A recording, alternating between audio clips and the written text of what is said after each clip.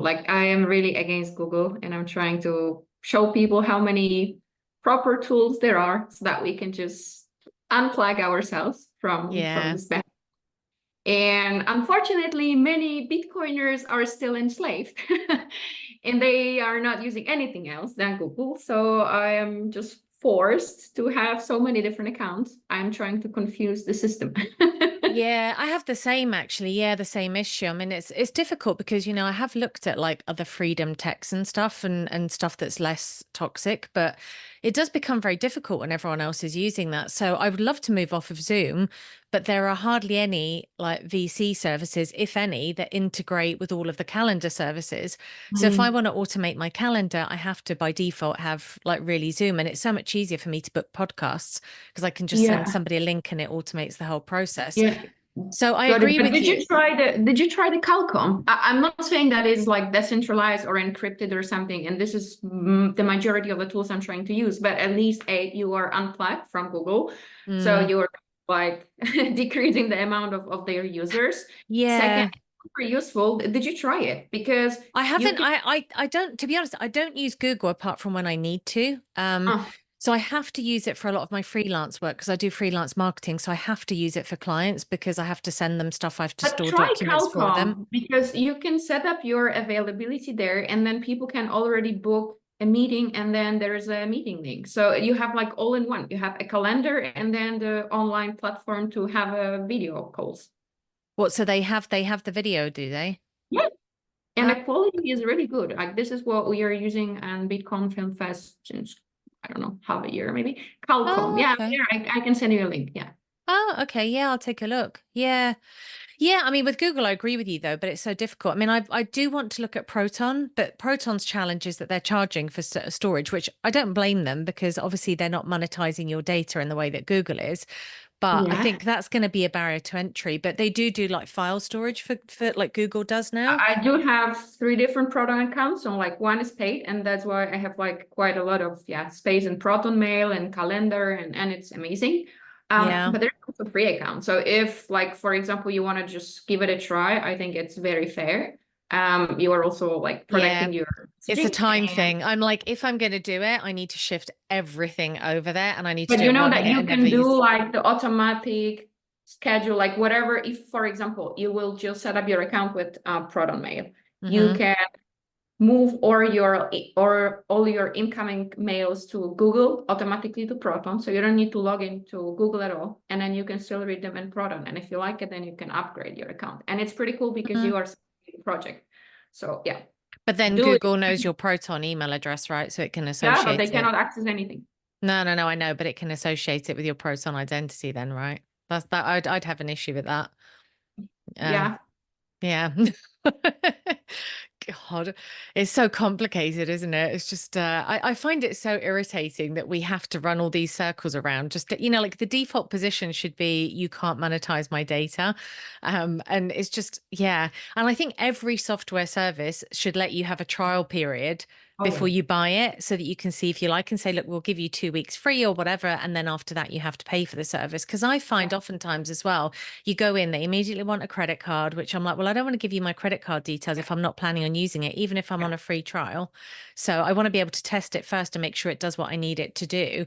And none of their like instruction pages are very helpful because I'm like, it's very simple. I need to do these things. Like I'm doing a course that kicks off next week and I was looking for something which I think is like quite basic. So I was like, I need a service that will allow me to link the Zoom to it, that will allow people to sign up for courses, that has an RSVP thing so I know who's attending because they get an accreditation afterwards. So I need to be able to say to them afterwards, here's your certificate, and all of this kind of stuff. And I was going through so many different options. I was even like asking Chat GPT and then it came up and it said, oh yeah, Eventbrite's got all of those functions. And I was like, okay, let me test it. So I did it on Eventbrite. I took about an hour to set everything up and then I tested it and tried to sign up for it. And it would send me the X thing for the calendar, like the .ics, but it was just for the first session. So it let me do a series, but then it didn't Mm. actually download the whole series. So I had to use a different piece of software, which seems to have worked okay. But then I noticed like people had only registered for the first session. So I've been texting them this morning and going, did you know that like you only registered for the first session and not the other ones? I'm just checking because the email clearly says register for each session individually. So But it's you just see, like, this is so ridiculous and sometimes can be so annoying that we are wasting so much of our energy and time, like to do all these things. And yeah, sometimes even like your mood and your, let's say, natural vibrations, because you are getting angry, unnecessary. And this is like crazy. Also, the other time we were like booking my flight tickets. And obviously, if you choose, let's say, a specific location, they immediately assume that you can only pay in this particular currency. So in 21st century, having, let's say, I am not allowed to have like 3 different currencies in my bank account. And also, I'm not allowed to have a phone number from another country. And it's like, and it's constantly like refreshing the page itself. And it's like, why you're deciding for me? Like, yeah, don't try to be smarter than I am. Just give me a choice. So yeah. yeah, entire fiat thing is, because this is for me like typical fiat. Like you're deciding for others, you're It's typical boxing them, fiat, and I labeling think them. it's one of the things that I think frustrates me the most about this is turning into a massive bitching session, but we're going to feel really good when we finished. Um, but one of the things that really bothers me is I just think, and this is like very much plays into the whole sovereign individual book, right? Like you have obviously national borders, and I get it. If you're providing a public service, like let's say road maintenance, sewers, whatever it might be, then I think it's valid to charge a service fee for that because you're providing people living on that land a Yeah, service, and that's totally fine, and I've no issue with that. But where I take issue with things is where let's call it a mafia because that's what it is, what the government is. So a mafia that, doesn't have any means of generating its own value needs to find a way to milk productive citizens of their funds. And they create this like self-perpetuating bureaucracy of things. I mean, oh, stupid things like, to your point about crossing borders and everything else, it's like, oh, I sign up for Netflix in, let's say, North America, but I go and spend a weekend in Canada and now I can't watch my shows because the copyright's different. So then I have to circumvent it with a VPN because I'm paying for that service. And just because I'm out of the country, like if I yeah, had a VHS tape, I'd be able to take it with me and watch it where I yeah, want. And it's the same thing with ebooks. I remember when I moved from the UK to the US, I didn't realize that when I switched my I forget if it was my Kindle, I think it was my Kindle account at the time I had a Kindle. yeah, because All Amazon of my has old this huge books. issues. Yeah, yeah, yeah, yeah. And I was like, hang on a minute. Like I've actually paid for that book. If I had the hard copy, I could have brought it Yeah, across borders. So what difference, like in God's name, does it make if it's a digital copy or a hard yeah. copy? Like, it's none, Yeah, right? yeah, yeah, yeah. But this is, I mean, this is probably, and I hope that one day we can meet, in person. I promise I will prepare 3 bottles of wine, candles, I was and just gonna very say it'll be the comfortable wine pillows to sit on. Yeah. talking about our tech nightmares. But all these things, this is like, yeah, bureaucracy, unnecessary, let's say, roles and people working for this, so that there is this money flow. This is all so crazy. Like, if somebody doesn't get it, And I don't it know. stifles productivity. Like now we have all these people, like think of all the time to your point. I mean, when I like Calendly decided to stop, so I use a Mac primarily, and Mhm. Calendly decided to stop supporting Mm, Mac calendar. So I think you can do it if you use the cloud, but I don't want to put my calendar information on the cloud. And so I couldn't I couldn't use Calendly anymore. mm, And I'd paid for a yearly subscription. I think I renewed, let's say in June, and in July they made this change. So I emailed them and I said, look, not being funny, but I've paid a year up front and I now can't use your service. And yeah. you're like, I'm not able to get a refund. And And in the end, they said, oh, as a gesture of goodwill, this one time we'll give you a credit oh, and we'll downgrade you to the free version. So I'm waiting for the credit to hit my bank account to then email them and say to them, just cancel everything okay, that you have on me. at least they did it, because they could also Yeah. easily say, okay, sorry, this is not my problem. And I think we will be like heading towards the future where that's the case. We are currently in Denmark for Mm. like 3 weeks, renting an apartment, really not cheap, and the standard is not even amazing for the money. We do have some issue, and every day since 3 days we are calling them, and they are saying, yeah, we reported it. Okay, but I don't care if you reported, I need help. Like the fridge is not working, 3rd day I'm Yeah. without. And I report it. I cannot do anything more. So kind of like, I don't Oh my care. Yeah, I God. did my stuff. So it's like, yeah. But okay, not to be like negative, there are also a lot of amazing things. Like Noster for me, it's really something, like it's the biggest invention. Okay, so Bitcoin was kind of discovery, so to say, and then Bitcoin and then Noster is really invention. It can really change the entire internet because it's protocol. So you are building so many different apps, so many different solutions, like Zapstream. Sorry, Mm. not Zap Store. It's something like Google Play or iStore. And there are already quite many apps, and then I see more and more developers adding their own stuff. I'm sure that they will be charging after some time, but this is exactly what you said before. Okay, let me try it. I'm using it. I enjoy it. I will contribute a little bit monthly, like what, I mean, for Proton, I don't remember how much, but it's nothing per year, or Tutanota, we're also paying. Not necessarily we are even paying for a service, but we are paying because we want them to survive.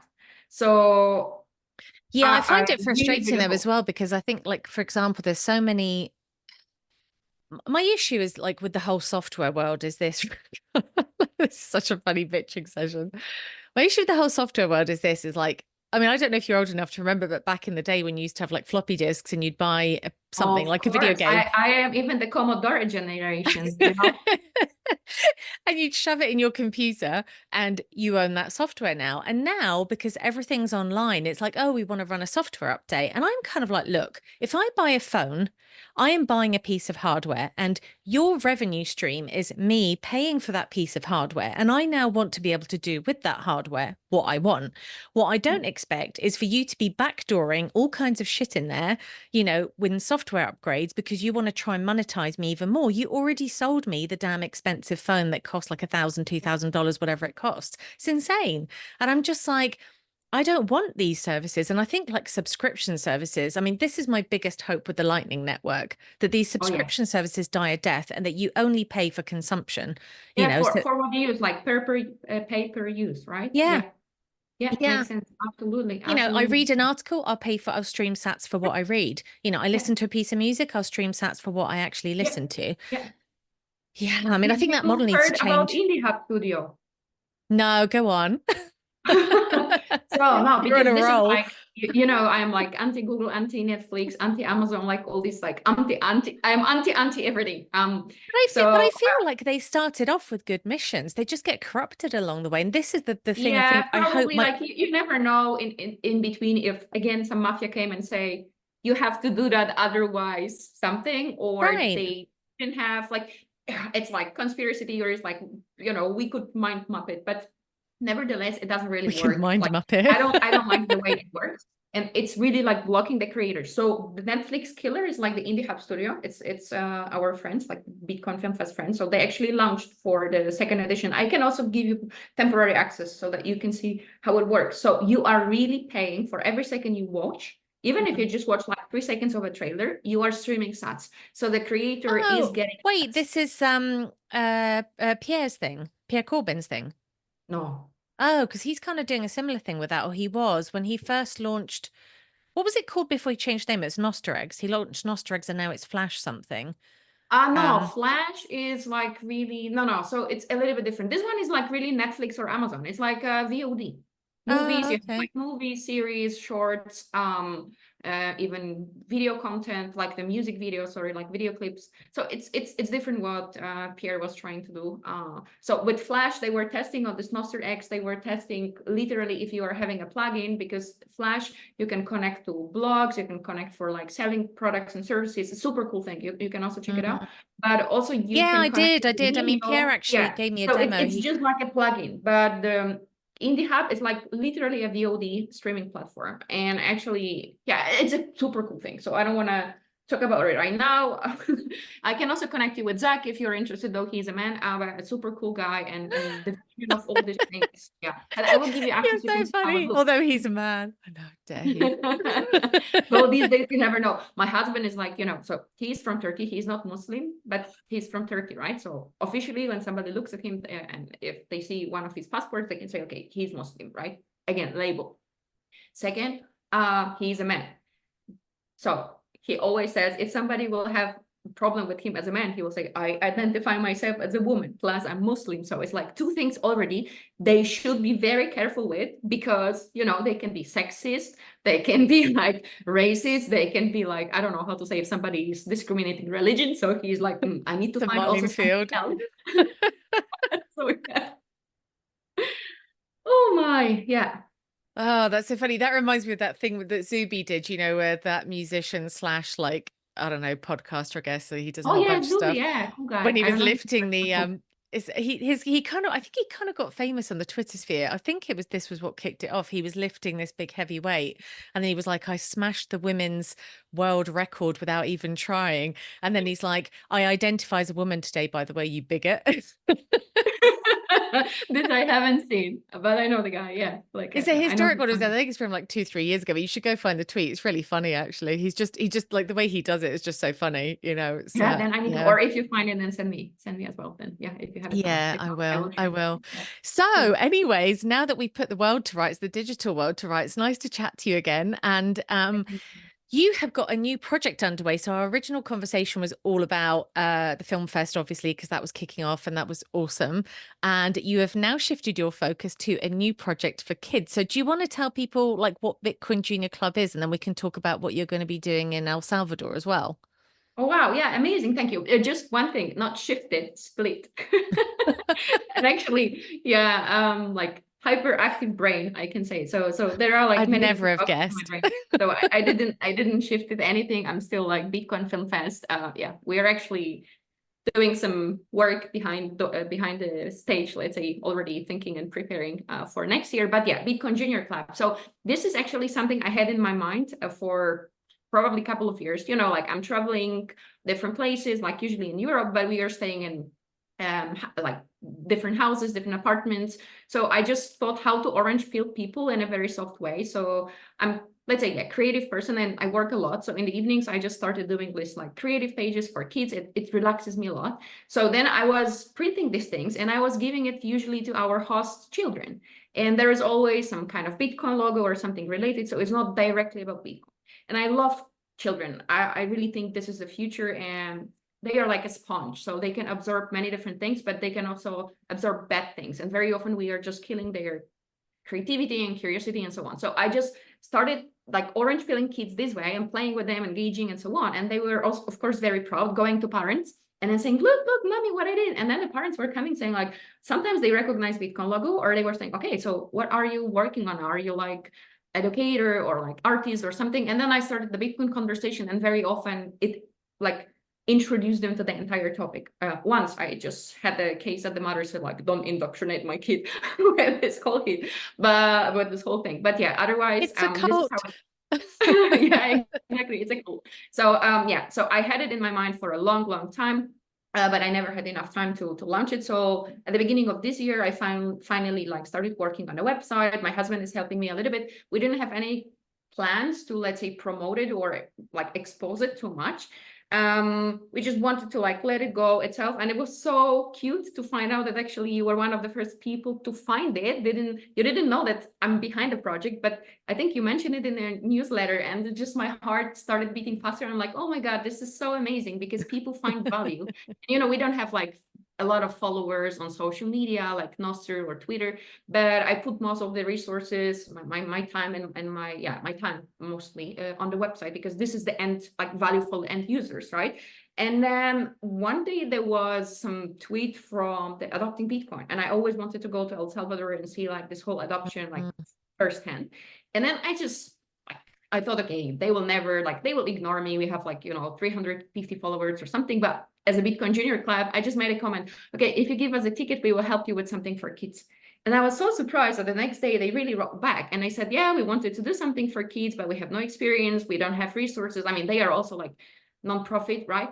And I was like, oh my God. So we had a couple of meetings, amazing team. And yeah, this is how it came, or this is how the idea, it's called Bitcoin Para Niños. So we will organize, or I'm helping them to co-organize this entire like kids family friendly space, education, fun, Wow. during the 2 days of the Adopting Bitcoin conference this year. So it's a quite time deadline, a lot That's of work. amazing. Wow, Fun trip. that's really cool. That's very cool. Yeah. So are you like nomading now?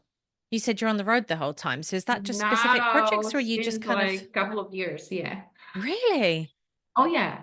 Wow, I didn't realize that that's what you were doing. Gosh, how are you doing that? Is that exhausting? No, I mean, okay, this is also another funny thing. I mentioned it in the other podcast, I think a month ago. I'm naturally born nomad. So the guy was laughing when I mentioned it.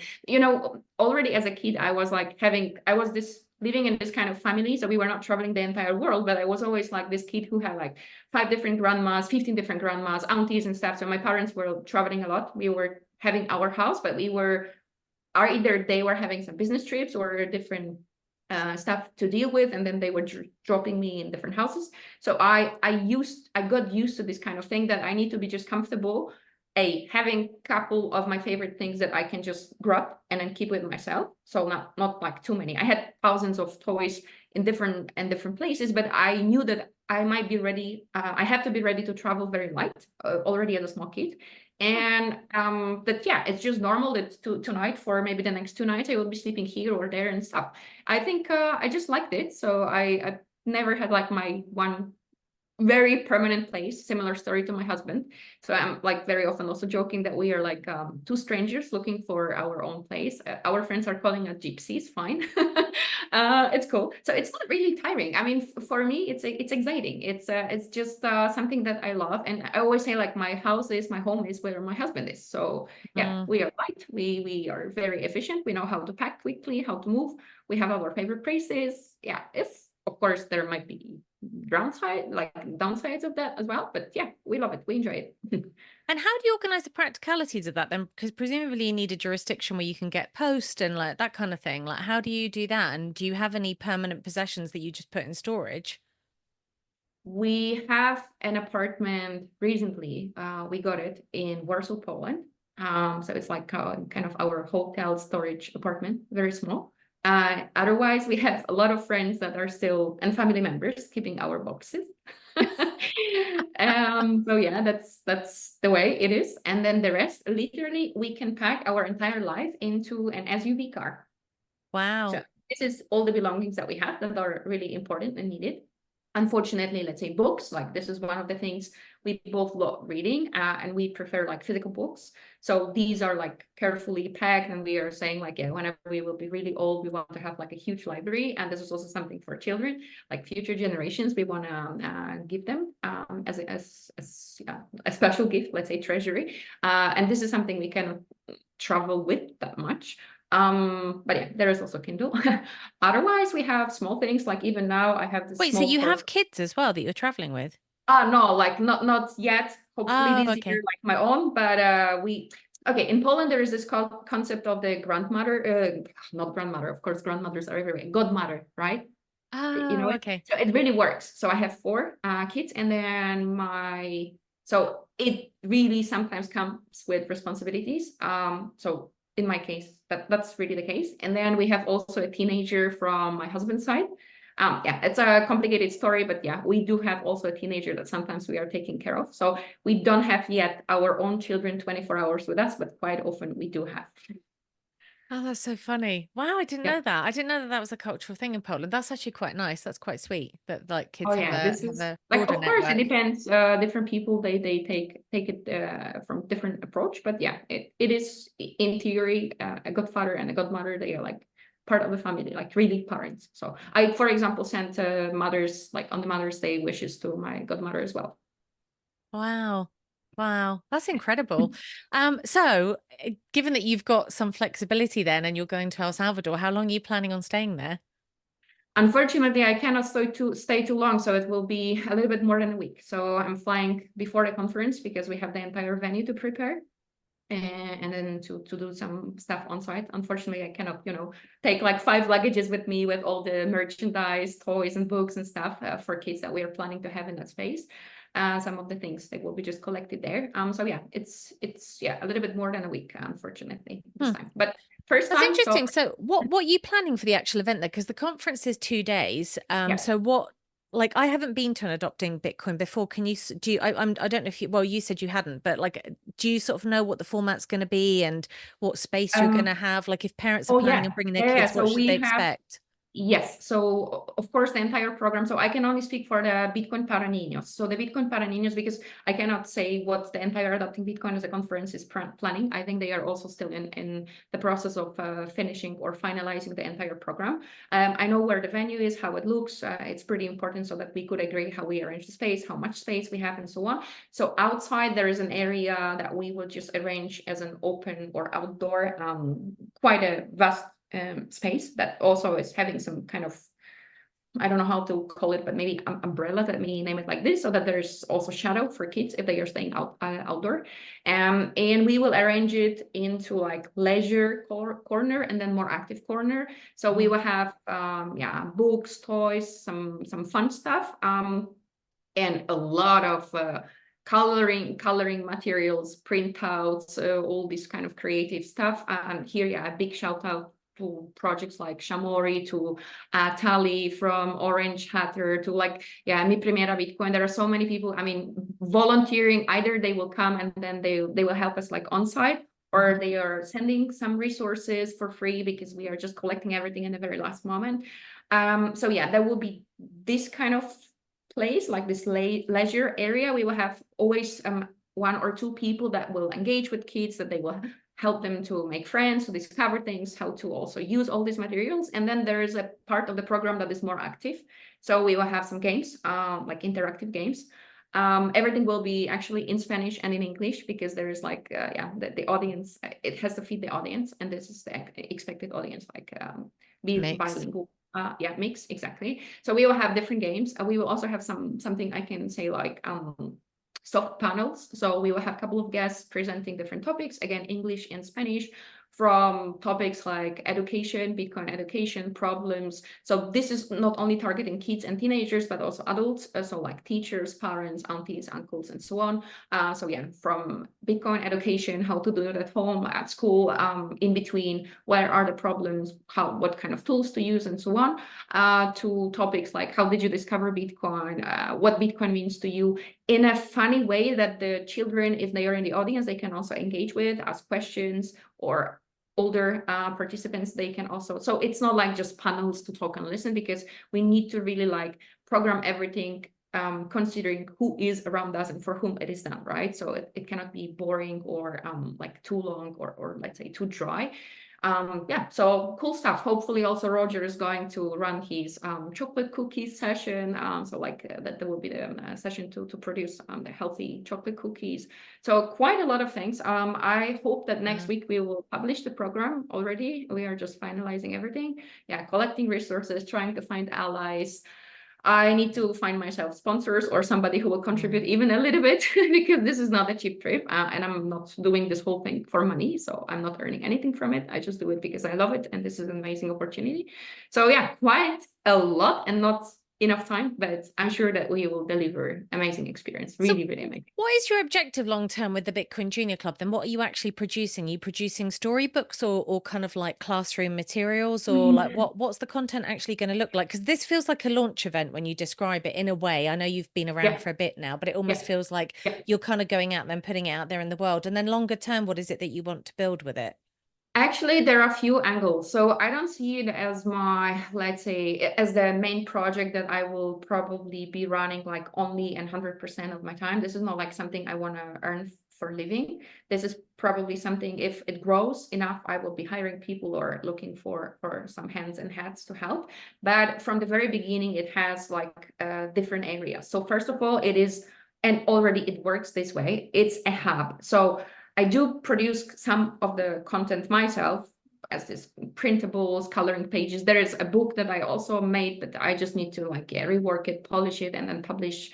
It will be open source for free anyway. There is a lot of merchandise. Now I even produce much more, or it's in the process of production for the Adopting Bitcoin. So there will be some small shop. But overall, this is a space that I want to keep all possible projects and materials from others in one place, so whether it's books, videos, songs, movies, cartoons, clothing, whatever, everything that is family friendly. And I very often highlight that it doesn't have to be Bitcoin directly and only, because I do really believe that if we don't think critically for ourselves, so if we forget how to think, how to question things, plus if the creative processes in our mind is stopped and everyone is creative in a sense, then even Bitcoin is not going to fix you. You will even not understand the full potential of Bitcoin if not these things. So like, for example, Kali's, you know her, right? Orange Heather, she was also in your podcast. She has this amazing book like Flowers for Mom, where she doesn't mention Bitcoin at all. Actually, this book is for everyone who's listening for I the next interviewed her again. Actually, I had both her and her daughter Brianna on, because Brianna did the art amazing. for it, which is amazing. Actually, I mean, the whole project is just incredible. But And I you looked at the see, book and I was like, the book is amazing. I mean, it's you know, actually a it's really now great book. Yeah, it is, and it doesn't mention Bitcoin. It's a very nice way to remind everyone about like values and some behaviors, and what we should actually remember every day. And again, think, be creative, appreciate others.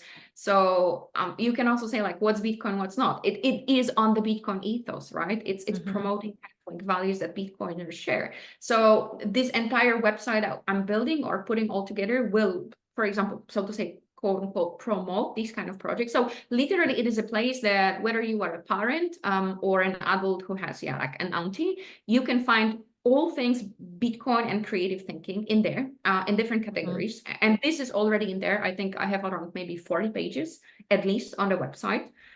So a lot, and I have a huge database just to spend a couple of nights extra to build it. To add more resources. I will be, as I mentioned before, producing a little bit more of my own stuff, but it will never be a main focus.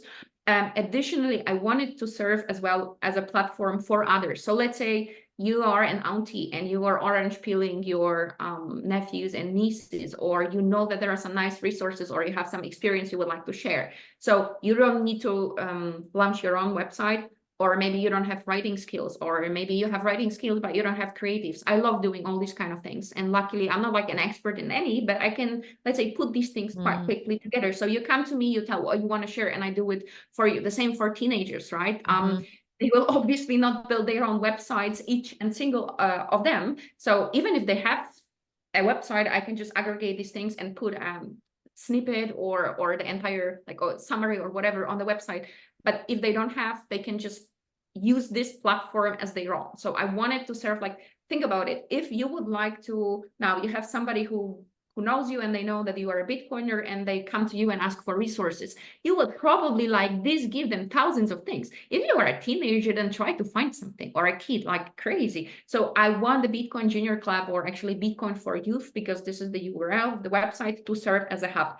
Additionally, what we want to do, and this is more related to Bitcoin Para Niños this year, we want to run, I cannot call it even an event, but maybe, so like summer camp for kids and teenagers. So teenagers will be mentors. So it's not like a camp or a meetup for kids organized by adults. So they are just like supervising, but teenagers, so I mean like 19 up to 25, they are working together with kids to make the entire event. I do have an experience with organizing language camps from the past, and I want to do it also unconventional. So it's not, again, 100% Bitcoin only, but it's more like creative thinking.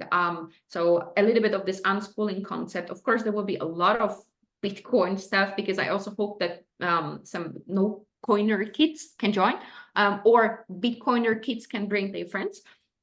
So there will be a lot of, as Montoya said, propaganda, Bitcoin propaganda.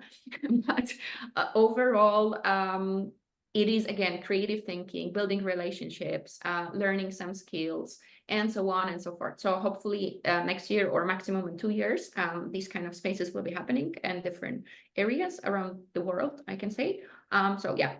Hub, education, fun in one place, aggregated content, promo for other projects, because this is very important. We are all, let's say, struggling to be found, to get in there, and this whole family-friendly topics and projects are still niche. So I want to help them as well to find a place. I think you're right about centralizing. Actually, it's great, because it is true. There's a lot of stuff that's going on, and it's very disparate, and it's quite hard to find it, for sure. I totally agree about that. Who do you think is your target market then? Is it existing Bitcoiners who are just looking for stuff for their kids, or do you think it's also normies that just maybe, are interested in general education? I can say for now it's mostly Bitcoiners, and Bitcoiners who have normies friends, because that's very often their problem. As I said, they don't have like one place to share, especially in like targeting this age. So like from babies to, let's say, young adults. parents. Later, I hope it will be also no coiners, because naturally, if of course they are, let's say, freedom seekers, right? So there is this nice saying like, I don't remember the entire, maybe I will twist it a little bit. So like, don't try to trigger the sleeping sheeps, or like don't care about the sheeps that are sleeping, but try to awaken the sleeping lion, something like this. So not everyone wants to be free, not everyone wants to be sovereign. It's their choice. So I will not fight for the entire world, but if somebody is like looking for, I don't know, creative stuff for their kids, unschooling, home education. Additionally, even if kids are going to school, like why not? I mean, I'm not like also saying do this or that, or I don't know, some fun games for kids. They can also use this website, but for now, probably for a year and a half at least, it will be mostly Bitcoiners. And I know that Bitcoiners, especially younger Bitcoiners, they have a lot of normie friends, and they want to have place that they will, share with others. And it's not, also, I wouldn't call it centralized, because when you ask me like how I'm going to run this project later, and I mentioned maybe when it's big enough, I will not work on it myself. So it will be a space that couple of other people will be granted the access, so they will run it. So it will be completely decentralized.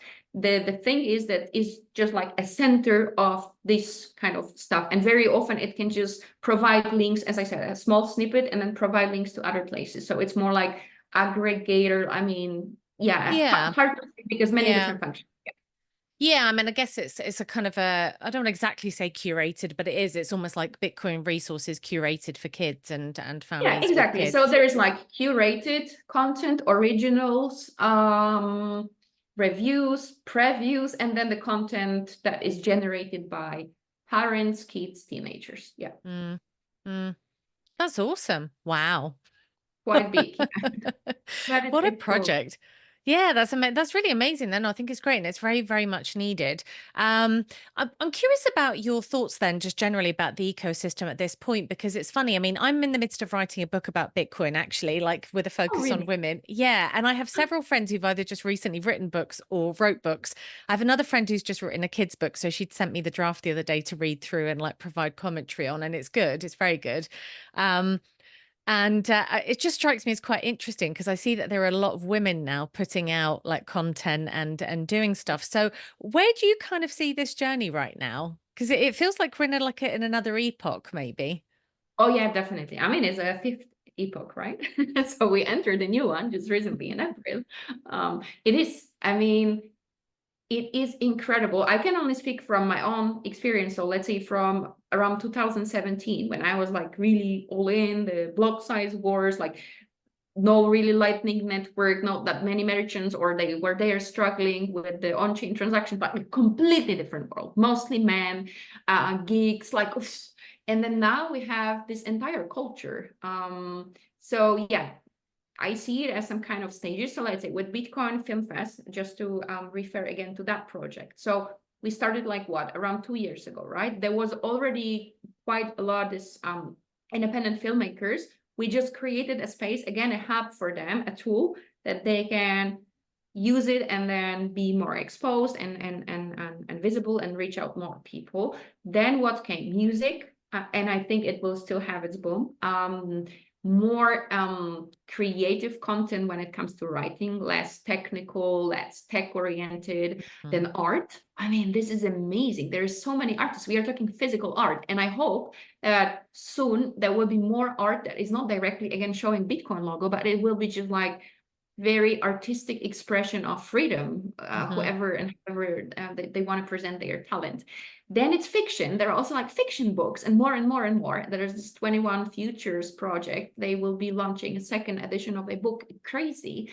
Yeah, a couple of other books. So Oh, I will actually, yeah, not. I have another friend as Yeah. well that wrote a series of fiction, but he's actually a school teacher in his normie life, and he's written a Oh, series of books for. It's called something Shadow, I think, but he's written he's written it under pseudonym, so I won't say his real name. But he's basically created this series of books for teenagers, and it's like a comic strip. It's like almost like a kind of Marvel comic type book. But I amazing. think, If you can later send me the links, it will be great because we can also put yeah, it on. I think, and I think it might be, I think if I remember rightly, God, I need to refresh my memory of this, but I think it might be a bit like a choose your own adventure. So every decision that the kids make in this book, which is somehow based around like Bitcoin themes, it takes you to a different page, and then it changes your journey depending on the decision you make. That's I amazing. think, yeah, I think I have to check if that's the book, but I'm pretty sure if I remember when he told me about it, that that's what it was. But yes, I mean, there's like all this, you're right, like this Yeah, explosion of exactly. And then now creativity. we have the wave of family. So in Madeira, there was the first time from what I can recall or I'm aware of, that the first kind of like stage dedicated to kids, for kids, run by Mm. kids. And in April, we did it with Bitcoin Film Fest Halving Party. We also did mostly the Sunday was dedicated for kids and run or co-organized by kids. There were recently a couple of events in the US as well. Prague also did something small. Look, now El Salvador is putting, even on the almost like last moment, a very decent space for families and kids. I think this is like a fresh, very fresh wave starting. Women, female kind of thing. I am aware of that since like around a year or so. And I think it's also fresh, but getting more dynamic. And it's great.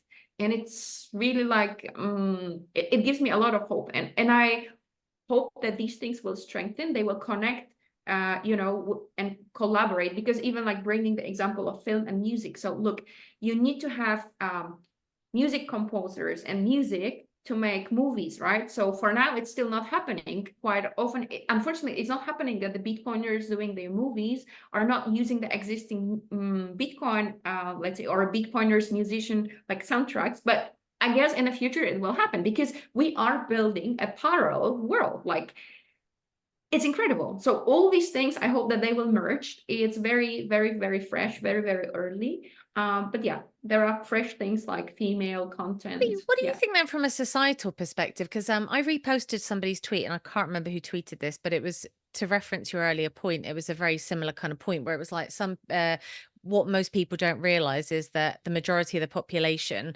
wants to basically be controlled and safe and live in a box and eat bugs and want like a semi-plausible explanation as to why that's happening, and that's kind of their comfort level. And when you talk about building a parallel culture, that sort of implies that there's almost like a societal split. So we talk a lot about hyper Bitcoinization, which means like mass Bitcoin adoption. Yeah. But that might be very different to a segment of society that goes off in one direction, and then the other segment that's still kind of attached to the fiat government system and the fiat monetary system and doesn't want this thing to end. So like when you look at the ecosystem globally now, where do you think this is going to go? Like, what's your sense from a societal standpoint? To be honest, I have no idea. And I sometimes try to think about it, but I avoid, because I don't want to start building stories in my mind that are too abstract, or either too utopian or too dystopian. We don't know. Everything is happening dynamically, unfortunately, and this is what I do believe in. We will have a couple of ugly accidents around us, because when something is dying, when somebody is droning, it's trying to pull you down. So it can impact a lot of things. It can trigger more people to wake up and to, so to say, unplug themselves from the matrix mentally and to join this kind of like freedom movement.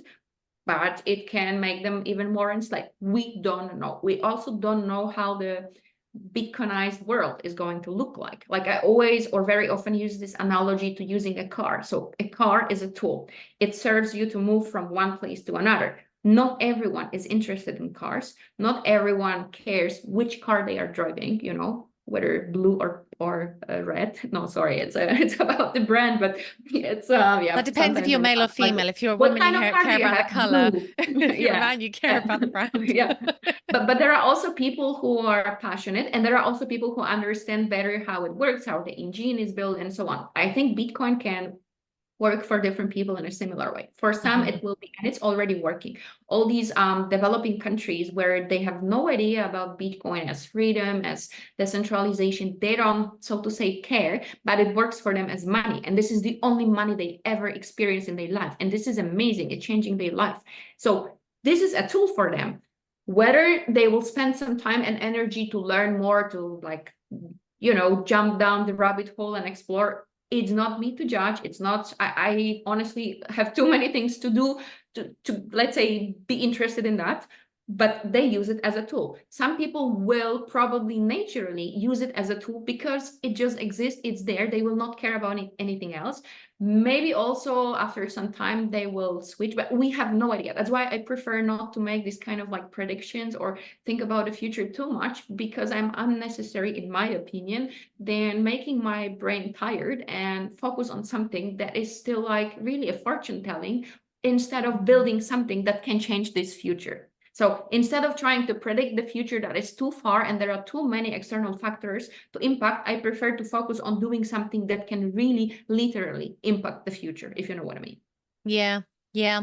It's just interesting to me because sometimes I think there are very two divergent schools of thought in Bitcoin. There's the hyper Bitcoinization view of like, let's get everybody on board. And then there's like, I want my citadel view, which is like, I'm going to build this citadel and, you know, put walls around it and we're all going to live as happy Bitcoiners and not have to deal with this kind of fiat bullshit. That is sort of feels to me sometimes when I look at Yes, Bitcoin but like that. this is what I realize, and no offense, really, I'm not saying anything against anyone, but I realize that there is a lot of still very narrow-minded thinking among Bitcoiners.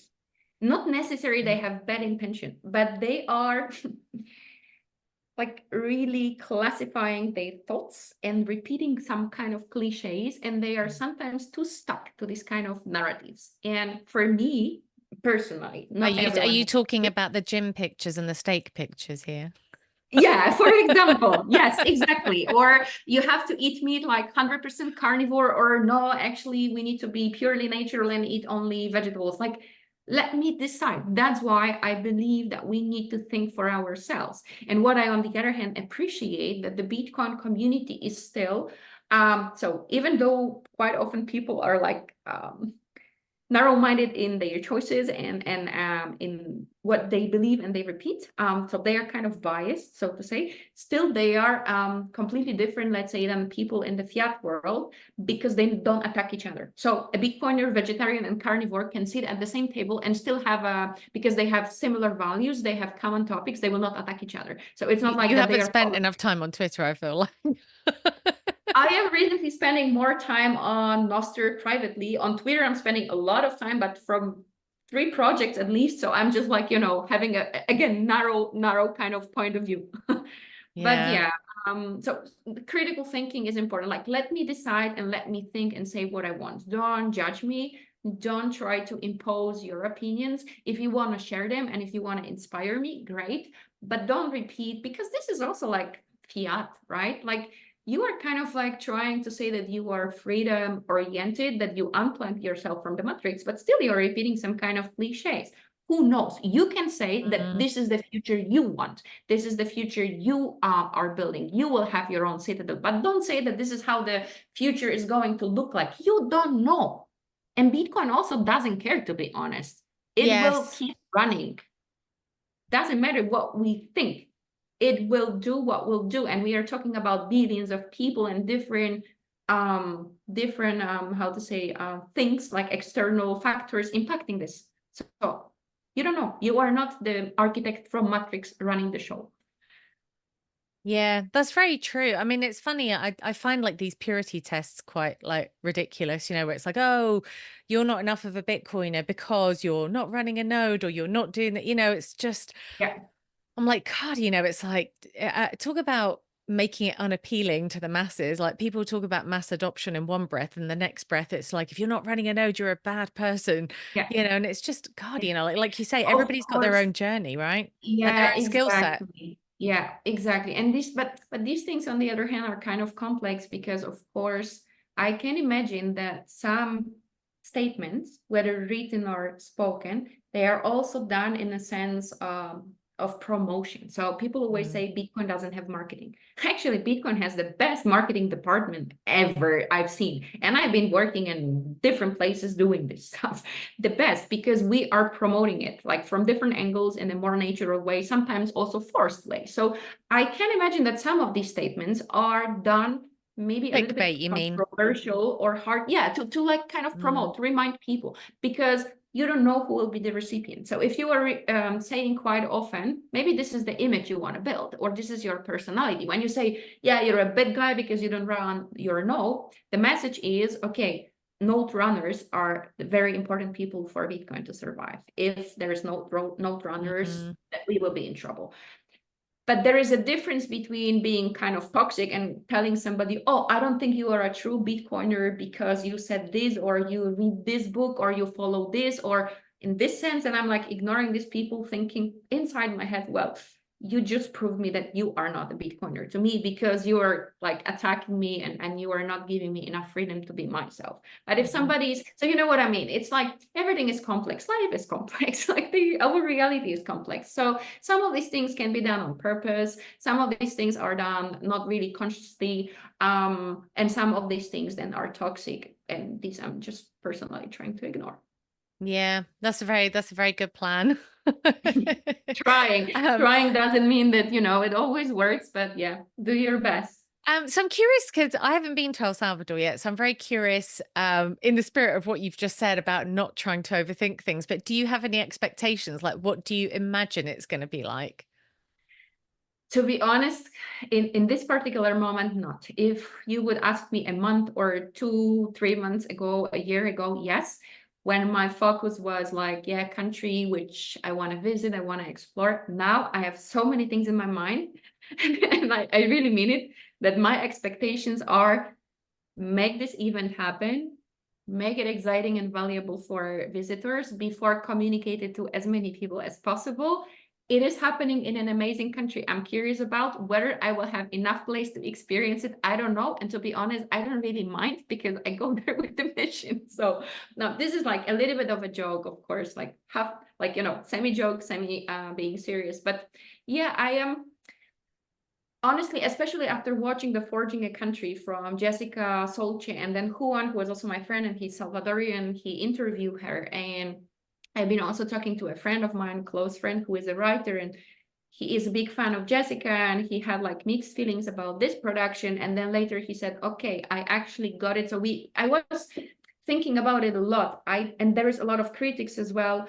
So I believe not to judge anyone. I can see things there that are darker and not as shiny as they are presented to us, but I don't mind. For me, what this nation achieved already, it's incredible. This is really like a milestone for the entire humanity. A small country, always oppressed by others, by the entire system, by so many institutions, IMF, their neighbors, so many people without any hopes, dreams, chances, escaping.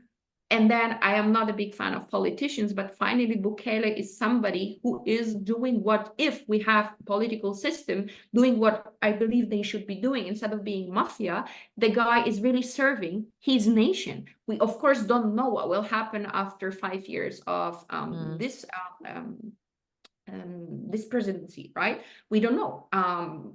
Great example of Turkey, that was Ataturk, and after that, well, look what's happening with the country right now. So we don't know. And what I'm just trying to say is it's already a country. It doesn't matter if I will see something that I don't like or that will disappoint me. I don't mind. What they already achieved is incredible. I'm sure that there are a lot of things that have to be fixed, but they are really forging a country from zero, from the beginning. They already have freedom. They have safety. You like, for me, thinking about it, you couldn't leave your house, or maybe you don't want to have kids because you know that either they will be murdered. I will not even like talk to dark things because I don't know who is going to watch it. We started talking about kids event, family event. So you know what I mean? Like, you are, if you don't have the basic freedom and you don't feel safe, you are actually a zombie, not a human being. This is the most important thing. So they got this thing back. Now, safety and security. Second, they are building the economy built on the sound money. And this thing is very difficult to stop. Their GDP is growing. There is tourists, whether there will be negative consequences, I don't know. Again, I don't really mind. Let people decide. They are starting from zero, rebuilding everything. So I don't want to judge them.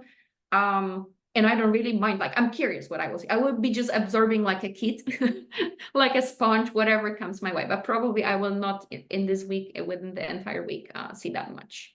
I find it really interesting that the country is called El Salvador, the savior. I find that so like Yes. weird. That makes me feel like I am living in a simulation, and I'm like, something's not like quite normal. We are But all it is living in a odd. simulation, right? Yeah. Yeah. Yeah. Yeah. I You never tend to know. agree with that. But Yeah. yeah, okay, well, cool. Well, maybe when you've done the event and you've seen the country, come back on and you can tell us what it was like. And Firsthand, yes. I can be yeah. recording secretly. Yeah, yeah. Exactly. I don't think you need to record secret. I do find it funny though that like a lot of people I know that live there, it's like they are marketing the country. They're like, oh, everything's so great in El Salvador. And I'm like, if it's that great, you don't need to do all these promo videos. People will just come there.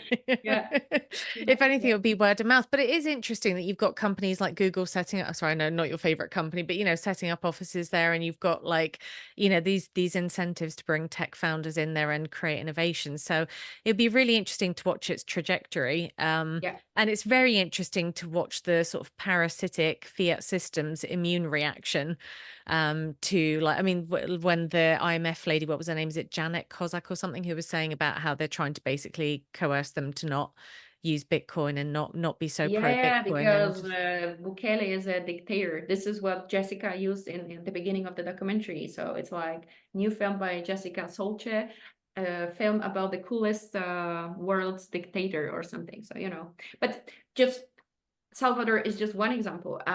Think Guatemala, Honduras. There is another cool event, and what Maya is trying to do with Suriname. I mean, there will be, and this is what I'm so happy about, that it's not anymore these huge countries that are the rulers. mhm. Now it's time for the small countries, and maybe we will end up just talking about future in this, again, kind of like independent cities, because if we have the freedom of movement, it will not be about these huge countries that actually is very difficult to run, and then one way or another, maybe naturally they will end up having bureaucracy, right, and too many leaders. Maybe we should be organizing ourselves in smaller communities or smaller countries. So this is first thing. But second, looking at El Salvador was the one who stood up and said, no, enough bullies, we can handle. And then others are trying to replicate, learn, do, improve. This is amazing. So yeah. Yeah, it is amazing. I definitely think, I mean, it's interesting because I hear so many different perspectives on this. So like from an economic standpoint, I think, you know, the world is definitely going to decentralize.